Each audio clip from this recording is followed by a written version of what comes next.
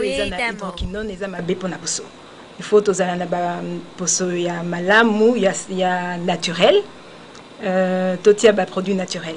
To ben si ba maman commerçante, ba maman étudiante, ba papa pe hein, ba koki ko yape nakati o ba tumundo bazali. Bazo kanisa kotia choko, ezo lakisa que bazali kitoko.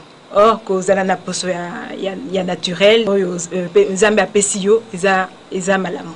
Ndeko okaza malamu ya koyeba makambo loposo yangoyo na teme ya kitoko baponi loposo ya kitoko eza possible.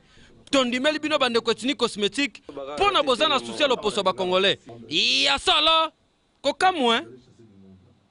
Toke na kisangani poto ebisa bino ke kuna ba tracasserie ya makasi ba roulage baza ko nyokola batolekiste.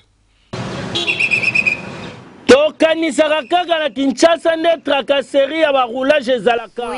Awa pe na Kisangani ezali bakumbi velo bazali déranger na ndenge moko ya kosakana te. Roulage akokanga ye soki atambwisaki mabe mbote ya likasi pe erenyaka awa.